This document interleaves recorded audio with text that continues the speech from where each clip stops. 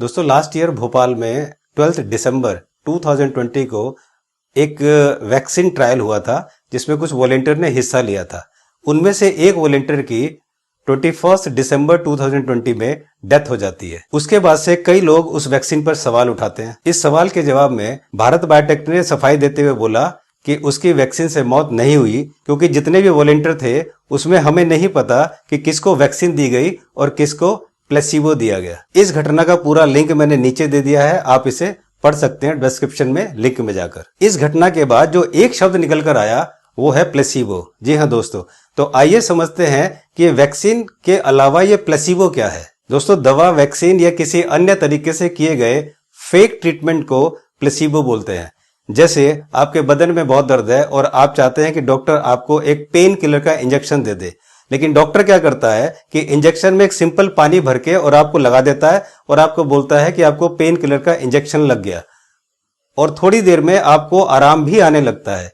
तो ये जो है इसको बोलते हैं प्लेसिबो इफेक्ट। दोस्तों, प्लेसिबो इफेक्ट पर रिसर्च करने वाले अमेरिका के बेथ इजराइल डाकोनेस मेडिकल सेंटर के प्रोफेसर ट्रेड कपचुक ने हार्वर्ड हेल्थ को बताया कि प्लेसिबो का प्रभाव एक तरह से सकारात्मक सोच है जो हमारी बॉडी और हमारे ब्रेन के बीच में एक मजबूत संबंध बनाता है। प्लेसिबो एक्चुअली किसी बीमारी को ठीक नहीं करता, लेकिन आपके दिमाग में इसका भ्रम डालता है कि आपकी बीमारी ठीक हो रही है। इस रिसर्च पेपर का लिंक भी मैंने नीचे दे दिया डिस्क्रिप्शन में, आप इसे पढ़ सकते हैं। दोस्तों, अब मैं न्यूज 18 हिंदी के हवाले से एक खबर आपको दे रहा हूं जिसका लिंक मैंने फिर डिस्क्रिप्शन में दे दिया है, आप इस न्यूज को पढ़ सकते हैं। दोस्तों, 15 अप्रैल 2021 यानी 3-4 दिन पहले ही ग्वालियर एमपी में एक बस हाईवे पर जा रही थी।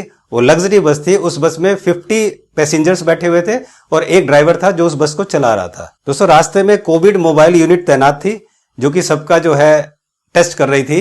तो उस यूनिट ने उस बस को रुकवाया और उसमें से जितने भी 51 लोग थे सबका एंटीजन टेस्ट किया गया। और इस टेस्ट के बाद पता लगा कि 51 में से ड्राइवर को मिला के 6 लोगों को, मीन्स एक ड्राइवर और 5 और पैसेंजर को मिलाकर इन 6 लोगों को कोरोना पॉजिटिव आया। लेकिन इन सभी 6 लोगों में किसी भी तरह के कोरोना के कोई लक्षण नहीं थे।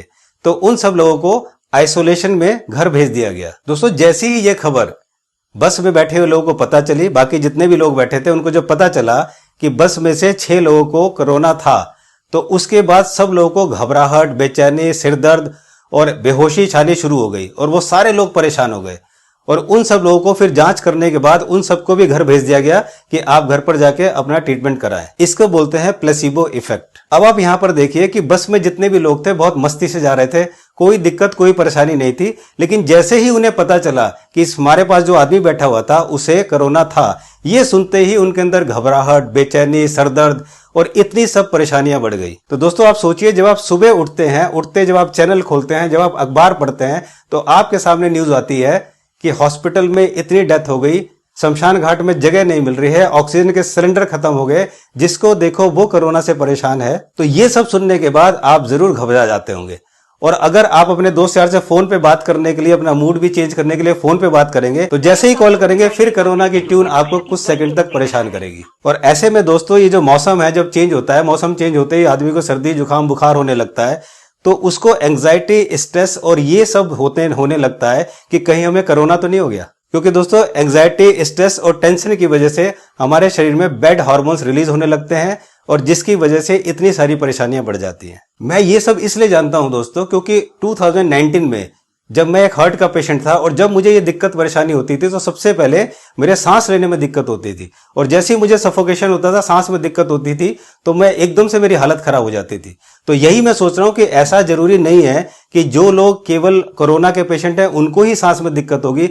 जो हार्ट पेशेंट है, जो अस्थमा के पेशेंट है, जो और बीमारियों से पीड़ित हैं, उनको भी सांस में दिक्कत होती है। दोस्तों, अगर आप ध्यान देंगे तो जनवरी 2020 जब से कोरोना आया है, उससे पहले काफी सालों से हमें सर्दी, जुकाम, बुखार होता आया है, लेकिन क्या हमें कोई परेशानी हुई? क्या हम परेशान हुए? नहीं। तो इसका क्या रीजन है? क्या आपको नहीं लगता कि ये आपको प्लेसिबो इफेक्ट भी हो सकता है? तो दोस्तों, आज से आप मेरे कहने पर एक काम कीजिए। अगर आपको अच्छा लगे तो मेरी सलाह जरूर मानना कि आज अगर आपको कोरोना बोलना हो तो कोरोना की जगह आप बोलो जुबू खासा। जी हाँ दोस्तों, जुबू खासा। जू मीन्स जुखाम, बू मीन्स बुखार, खा मीन्स खांसी और सा मीन्स सांस में दिक्कत। तो अगर किसी को इस तरह के सिम्टम्स आते हैं तो आप बोलो क्या तुझे जुबू खांसा हो गया है?